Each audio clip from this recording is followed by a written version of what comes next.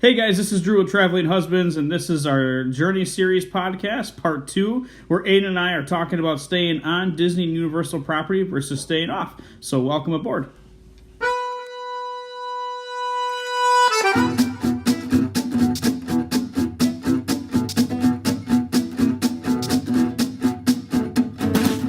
Welcome back, guys, to our Journey Series. Aiden and I are talking about Disney and Universal staying on property today. So welcome aboard and happy to have you. And I'll welcome in my counterpart, Aiden.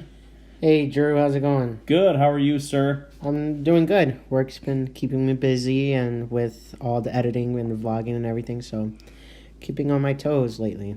Yeah, we had a couple of vlogs come out.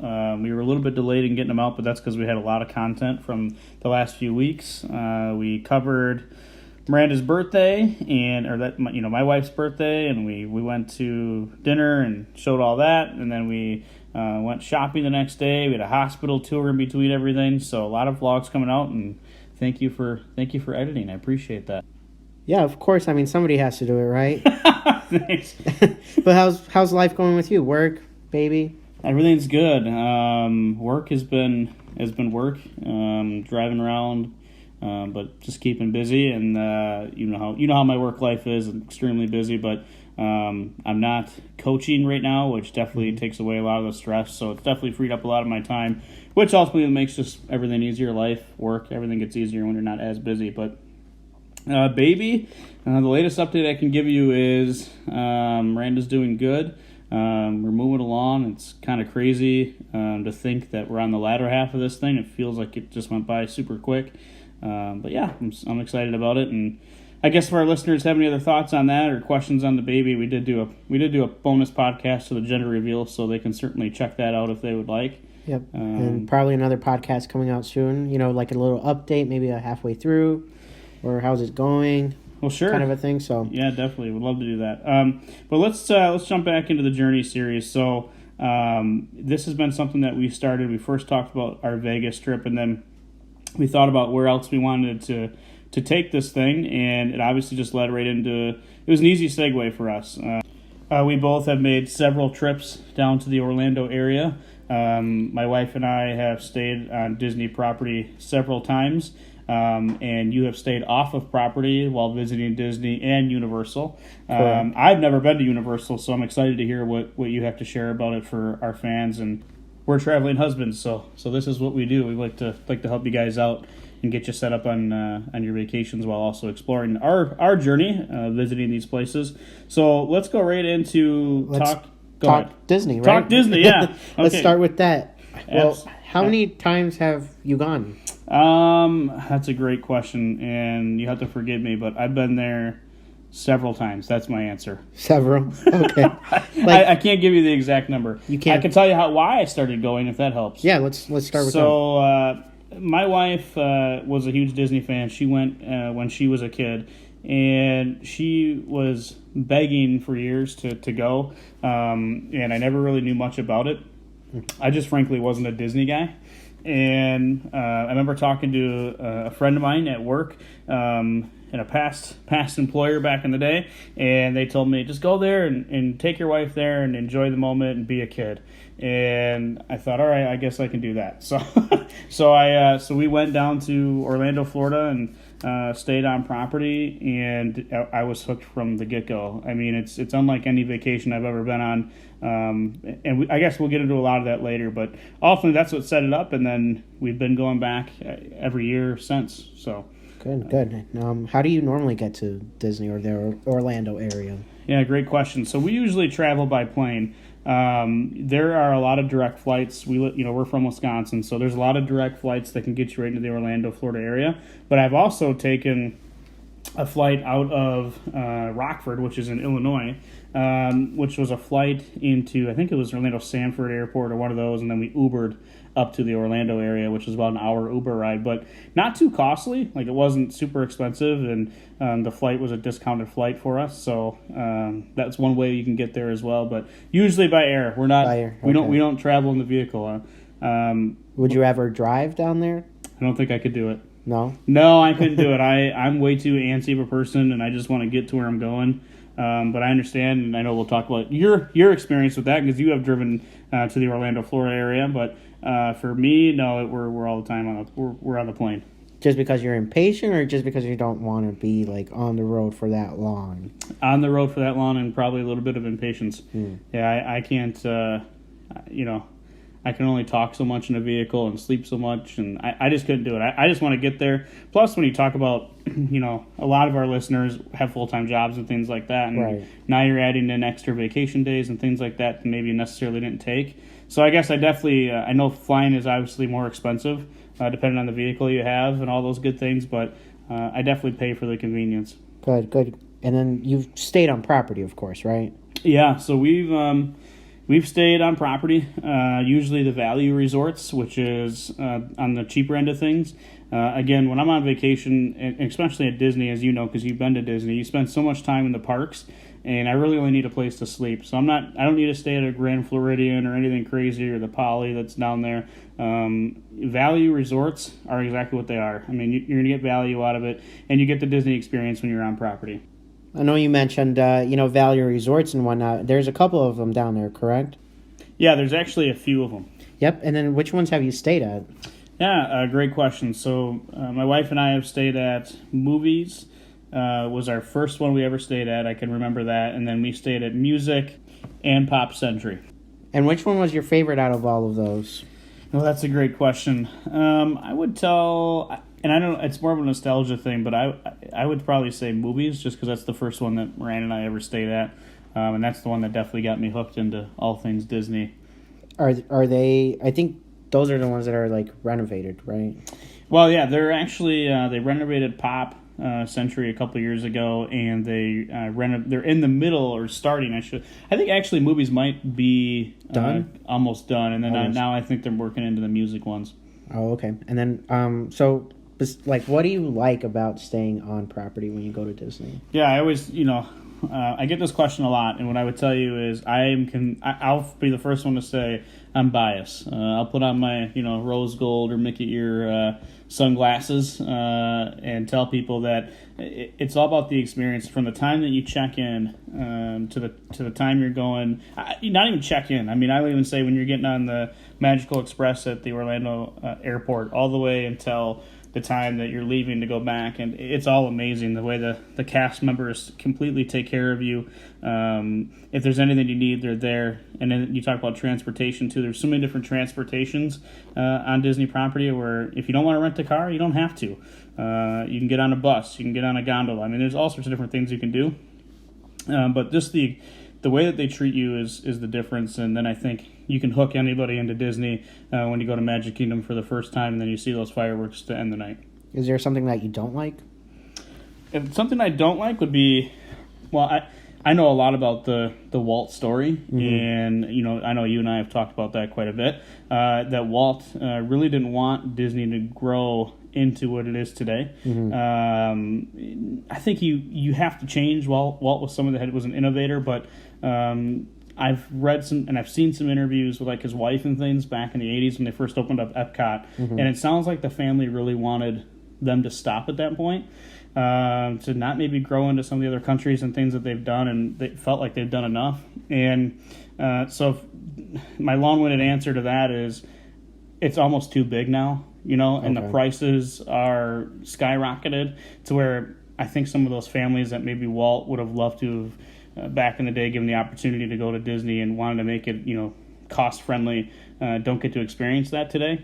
So if it was up to me, I would say maybe they've gotten a little too big, and then the price. I mean, the prices for things on Disney property are sometimes unbelievable. Right, and then, but like the stay itself, is there anything that you don't like about like either the room, how to get there, how long it takes there, if there is a time or anything like that? No, not really. It's tough to say. What I would tell somebody when you're staying at a value resort, if that's what we're talking about today, with a value resort is you have to know the difference between a preferred and standard room. It would just when we're talking about the rooms.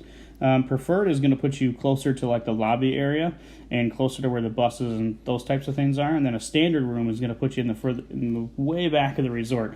When you look at these resorts, you got to think that they're huge. I mean, they're well over 100 yards. I mean, there's multiple pools and things like that. So after a long day at Magic Kingdom or one of the parks to come back to your resort and you're in a standard room and you have to walk all the way to the back of the resort, that's something you really got to think about, because Disney walking is unbelievable.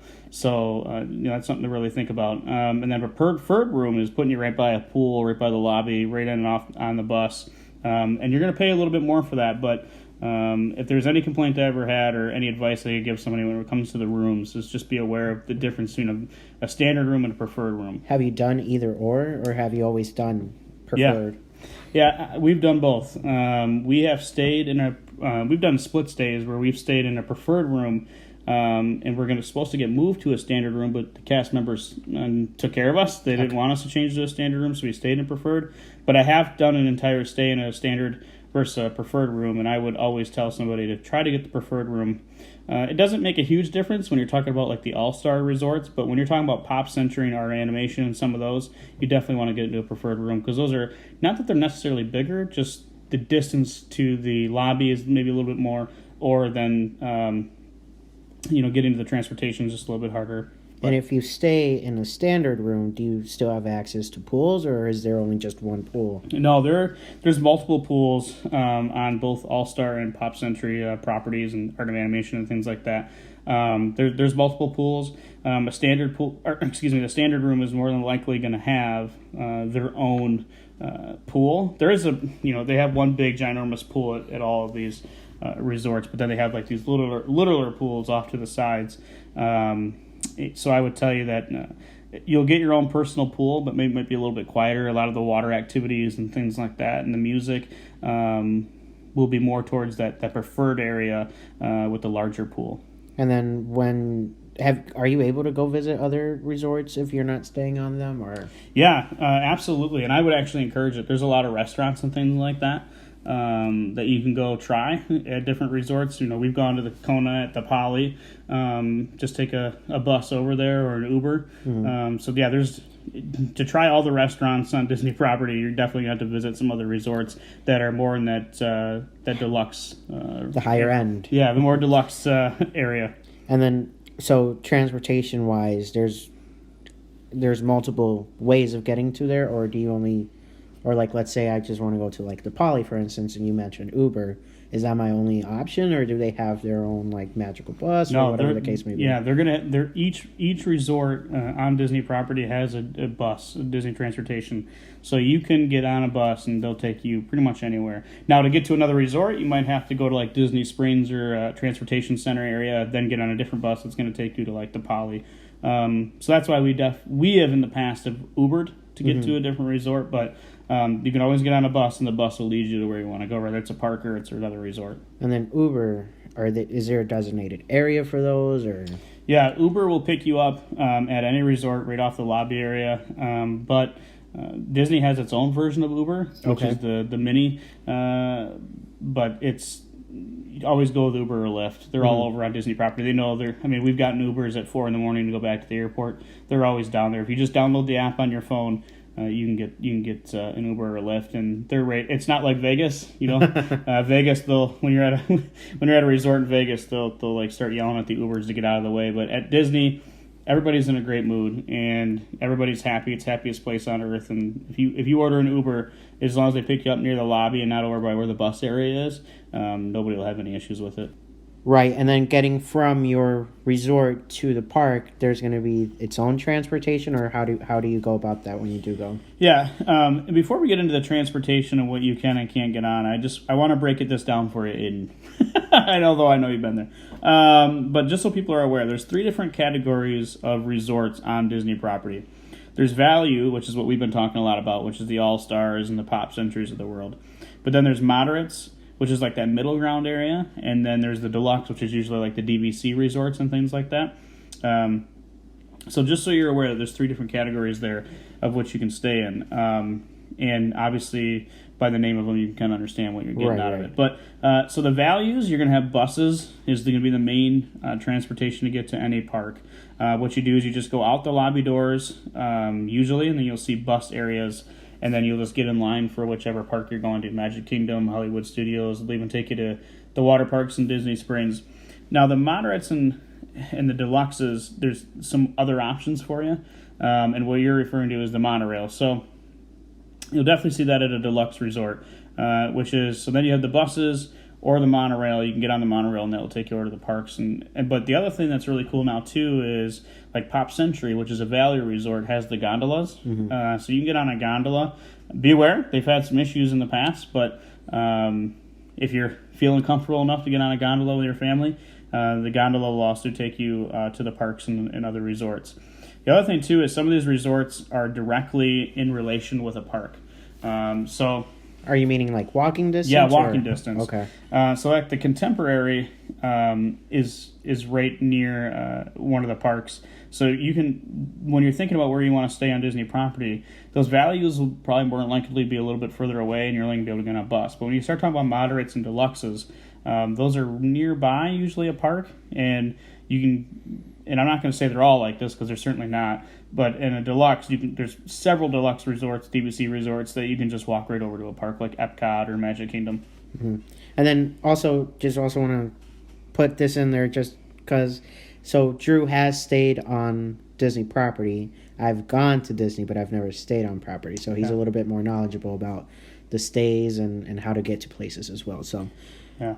And then also with the transportation on the way back, does it run until the park closes? So you got to get out of there before the park closes, or like does it run after hours, or how does that work? Yeah, great question. So usually transportation, I believe, runs to an hour to 2 hours. I'm feeling more like it's an hour. I can't quite remember, but at each park it will be an hour after they close that they will take you back. And be prepared if you're getting on a bus. They're going to load that bus as many people as they possibly can get on it because they're trying to get everybody out of the parks as quickly as possible. All right. So besides transportation to and from the parks, is there any other advantages from staying on property? Oh, there's a lot of them. You get to pick fast passes early, which is your key at the parks. So if you want to get in the lines for those rides and you want to beat some of the lines, to be able to pick a fast pass ahead of everybody else is always a good thing. And then also too, like just the experience of being on Disney property. There's gift shops and things like that. They can directly, if you buy something at a gift shop in a store, they can send it back to a resort. Yeah, it's just life is a little bit easier, in my opinion, when you stay on property. I could go all day long, but this is just the Journey series, so I don't want to go on forever. But yeah, there's a lot of advantages to staying on property. You get to pick your dining ahead of everybody, and fast passes, like I already mentioned. But there's so many different things that you can do. And I know we briefly jumped into like cost wise, but what is the most that you're willing to spend while staying on property? Great question. I should probably set that up with telling everybody that when you book a Disney vacation, and we're not talking about DVC, that's a whole nother podcast, but when you just book a basic staying at a value resort vacation at Disney, you can put down, I think it's usually $200, and this is, you can book more than a year out. Usually their calendar is already a year ahead. So you put $200 down and then make a payment arrangement to pay on that all the way up until you take your vacation.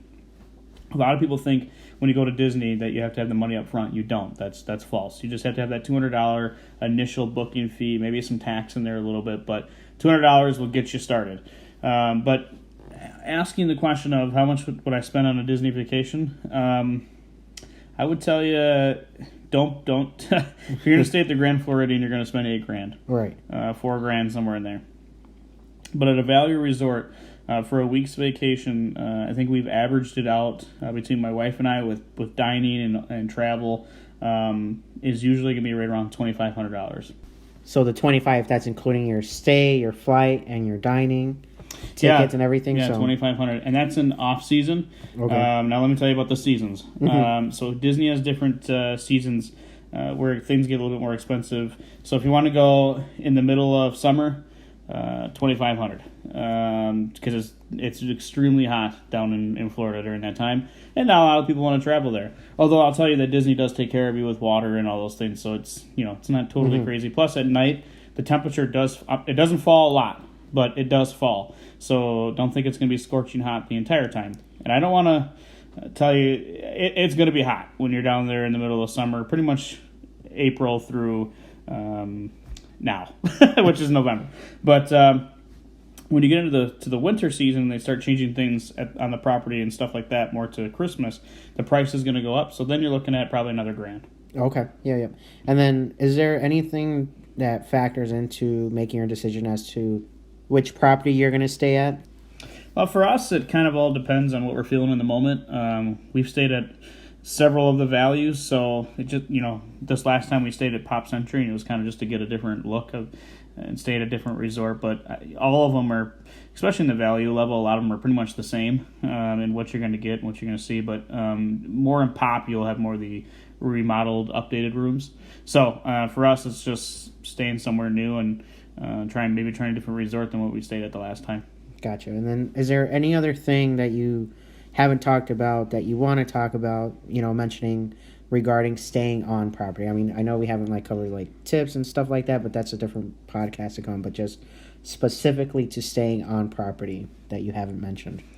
I guess the biggest thing I'd mention is there's a lot of technology that's involved with Disney now. So make sure you download the Disney app, Disney World app, so you can kind of follow stuff on there, because you'll do photo passes and things like that. So if you take photos at the parks, you can get them there. But the other thing to think about too is your Magic Band, making sure that you got that all set up. And when you arrive on property, if you checked in through the app and on your phone, you're going to get a text that says that your room is ready. But if you have any questions, just be prepared that when you do go there, just go right in line at the check-in and ask questions. You can skip that if you have the app and you're getting the text and it's working. But any questions with your Magic Band or anything else related to that's going to be at that front desk. And then just know, a lot of people do arrive at Disney in the early afternoons, so that check-in line is going to build up and you're going to be there for a good 40 minutes. Yeah, and also just another quick question. Do you think when you do go to those resorts, are they booked? Are they full? Or do you not see a lot of people? Because I've gone to Disney, right? But I haven't stayed on property.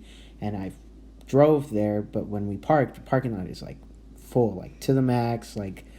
From the back, there's cars that are driving us to the front. It's booked, right? So are the resorts like that as well, or?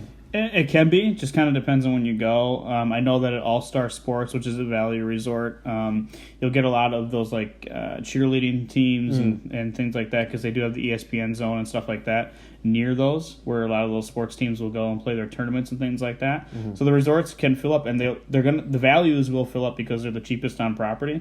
But it's like anywhere else you go. There's potential for it. I can't say that there's no certain time, but it's Disney, and in my opinion, again, I understand I'm biased, it's hard to tell when things are overfilled for me, and if it is crowded, Disney's going to do everything they can to make the stay as nice and as enjoyable as they possibly can for you.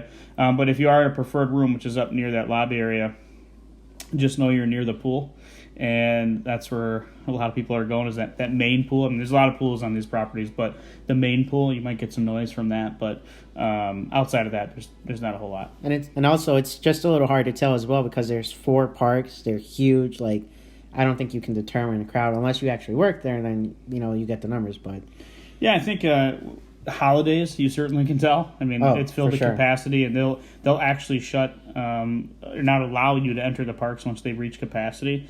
I have seen that in the past, but it's those one-off holidays and New Year's Eve and Christmas and things like that. But for the most part, resort-wise, I've never had an issue with overcrowding. These resorts, as you said, are huge, and I've never seen them completely full to capacity. Another question I also just thought about right now. So, is there a different entrance from when you stay on property versus when you're driving into the property, or is it all the same? When you go on a Disney property, it's the same. It's just where you're going once you get there.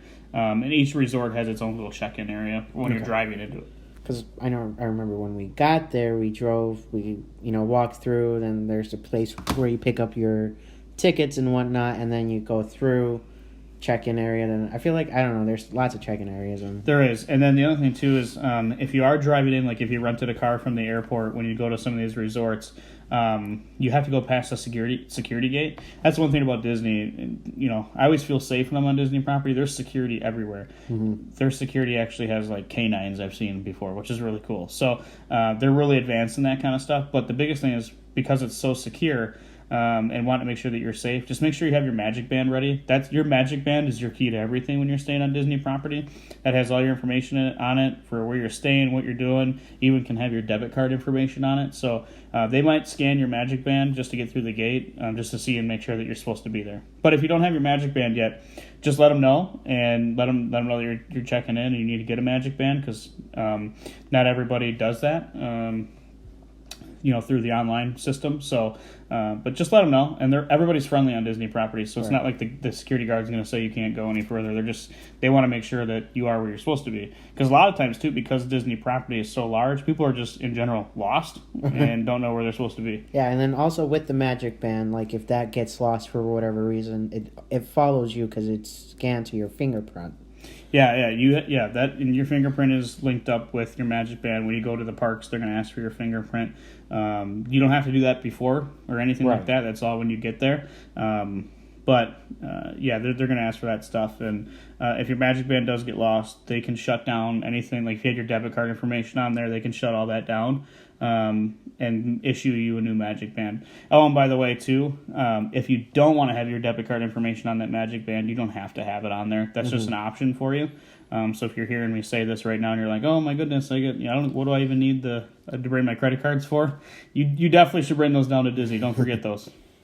And then when you're down there, do you prefer to use card, Magic Band, like that's linked to your Magic Band, the card itself, or cash, or what do you? I've done everything, a little bit of both, and sometimes too when you're tipping at some of these restaurants and things that are at these resorts, or you're tipping the valet person that's bringing your bags to your room or anything like that. You can, you're going to need cash for that. And one thing is, I just thought of it, and I know we're kind of all over the place a little bit now, but real quick, you were kind of talking about some other benefits of staying on Disney property. Right. Well, your luggage at the airport, they will bring that directly to the resort and actually to your room. So when you get off the plane, you don't need to go to baggage claim to get your bags. Disney's going to get them from baggage claim for you, deliver them to the resort, and then to your room. And that's usually about a 3 to 5 hour process. You got to allow a little bit of time for that. There's a lot of bags coming into Orlando area, but they'll deliver that right to your room. And then that's what made me think of it is don't forget the cash to tip the bellhop there. Is that something that has to be done, or like can you go to baggage claim, get your own bags, and then bring it on the Magical Express? You can go get your own bags and then bring it on to the Magical Express, but if it's there, use it, right? Yeah, if it's there, use it. It's very rare. As you know, we've been following Disney for a long time and staying there. It's very, very, very rare when I heard of them losing someone's bag or luggage. And I know in those situations where that's happened, Disney has taken care of the guest. The other thing too I'll mention is if you are going to do the bags to the resort through the Magical Express, maybe for a carry-on on the airplane, just pack a backpack full of some extra clothes and things like that, or even a swimsuit when you get to the resort. Maybe you want to hit the pool before your luggage gets there. Gotcha. All right, Aiden, a lot of our listeners have been hearing me talk a whole lot about staying on Disney property and the benefits to it, but I know that you stayed off property and visited all the parks at Disney, and I just want to give people an idea of what it's like to stay off of property. So how many times have you been to Disney? So Disney itself, just once. Okay. And then I've gone to Florida multiple times, but we mostly just go to Universal. But Disney once itself. So, and where did you stay? So the first time we went down there, we rented a rental home. Which Orlando is full of them. Right. Rental home, just hotels in general. Like, that's tourist city. But we rented a rental home. I think it was in Kissimmee. Sure, I'm saying that right. I'm not sure. But, and we drove down there. That's how we got down there. We didn't fly. We drove down there. And how long did it take you to get down there? So it took us a day and a half, but because we stopped in Atlanta, because I'm from Georgia, so we stopped there to visit family and friends, and but normally it takes 18 hours, I would say. That is a long time to be in a car. It's a very long time. There's lots of things to talk about, different music to listen to. So do you? And I know we'll get into this a little bit later, but so you've driven and you've flown to, like, I know you flew to Vegas with me and stuff. Mm-hmm. Do you prefer to fly or drive? You've done both. I like the quickness of flight, for sure, but I do like driving because there's different things that you get to see. You know, it's a road trip. First of all, we're all the way in Wisconsin, so driving down to Florida, you see all these states, and then I don't know. I think I like flying because it's quick. If I had to choose one, I would choose flight quickness, but I like the experience and then the pictures and everything with my wife. So you get to Orlando, Florida, and you stayed at these vacation homes. Just out of curiosity, how long were you there? So when we drive, we take a 2-week vacation. So we give each other 2 days to drive down and back. So that's 4 days out of our 2 weeks. And then the rest we stay down there, either at Universal, Disney, or just going to the beaches and whatnot.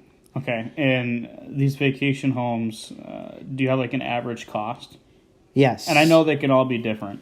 So from all the times that I've stayed down there, just the rooming itself has not cost us over $1,000. Okay. And that includes, we've stayed down there with people, like friends, and then family also. So split cost, I would say maybe like $300-$400 between, people that are split it, but over $1,000 I don't think we've spent in just housing itself. Okay. And I know that you guys know a cast member down there, so you get tickets through the family and stuff like that. Mm-hmm. Do you have any recommendations for if you're staying off property for tickets and things like that? For Disney specifically. I used to work for a company that did discounts for multiple things. So like this company did discounts for Disney, Universal, and any other like Mall of America. I'm not sure if you guys are familiar with that, but they do like lots of tickets with the Sea Life and whatnot. So maybe ask work if they have any discounts for sure. But other than that, it's just saving. Like you just got to have a good financial like planning to save, because it's not going to be penny or two. It's going to be a pretty penny. So yeah, Disney certainly is not cheap. Now jumping gears into Universal, and we'll circle back to Disney a little bit too, but this is mainly just about staying off property. And when you're off property, you don't necessarily you're bounded to the Disney property. Mm-hmm. So you obviously gone to Universal. How many times have you gone to just Universal? Universal, we've gone at least 4 times for sure that I can remember. Okay, and what made you start going to Universal so much? So the first time we went to Universal was our actual first trip we ever went to Florida, and that was our honeymoon. So we got married, we had our party, then we went to our honeymoon, and Julianne, my wife, she loves Harry Potter, and Harry Potter World is in part of Universal. So we went down there, we met up with a cast member for Disney. We went to Disney for like a day and a half almost, and then after that it was just Universal days. So that's how we started going to Universal. And you've been there, say, 4 times? Yes, 4 times. And so moving on, you've been to both Disney and Universal. What do you prefer? I don't think I've gone to Disney quite enough to put my opinion on if I like one or the other more. From what I can remember from Disney, it was definitely very magical and very once you're there, you feel like a completely different person. I like Universal because it just feels a little bit more adultish.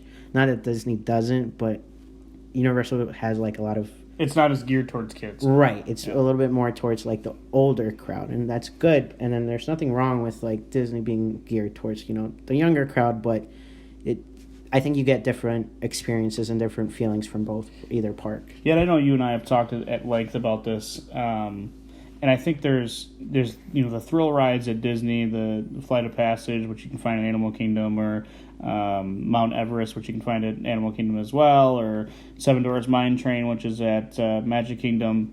Those are the thrill rides at Disney, but those are, in comparison to a ride you'd see in Harry Potter World or anywhere around Universal property, is not even close. Yeah, well, the thing I like about Universal also is, so I'm not a big roller coaster kind of a guy. Like, I'm afraid of heights. Like, the thrill is not for me, right?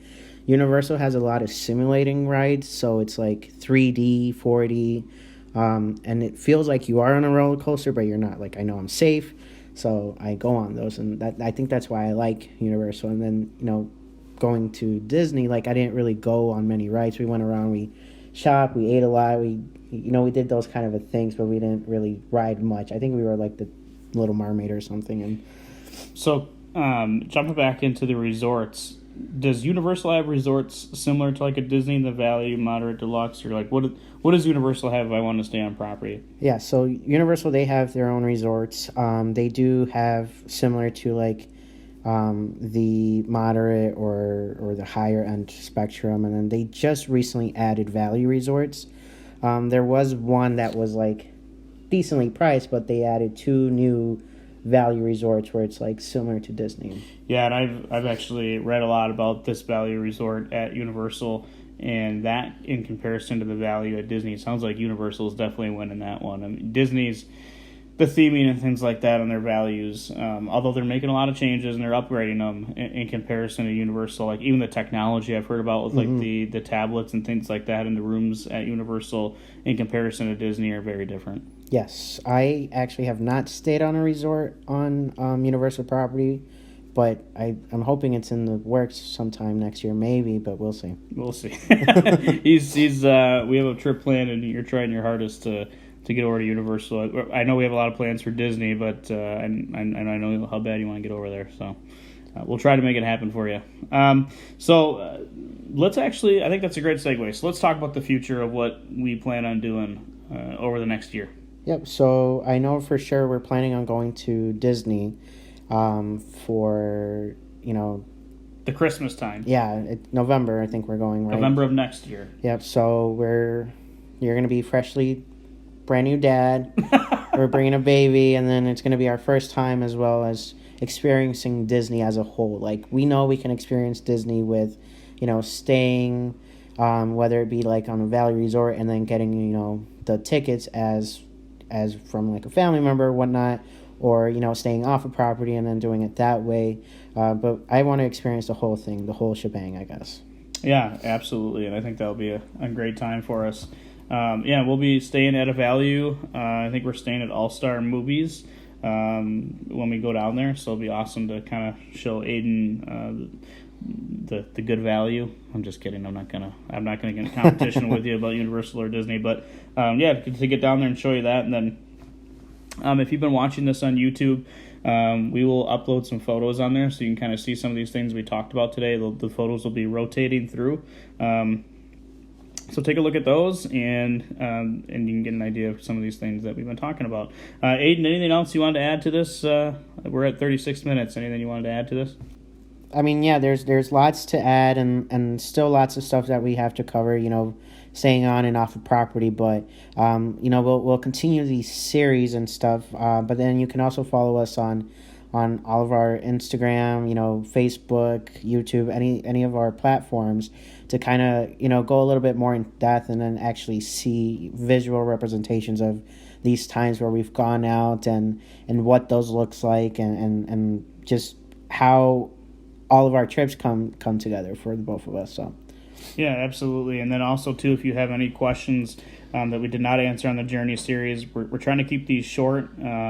So if there's anything you didn't get answered, whether it was talking about staying on Disney property or Universal, or digging into some of what Aiden talked about today, or staying off of property and some of those vacation homes and things around Orlando, he is an expert in all that stuff. He's stayed in multiple down there and worked with, I don't want to call them realtors, but travel agents and things like that, and getting involved with those and staying off of property and what the cost is. So if there's anything that did not get answered today, either from I or Aiden, please feel free to DM us and send us a message on Instagram, Twitter, or Facebook in our fan group, and we'll be able to answer that for you.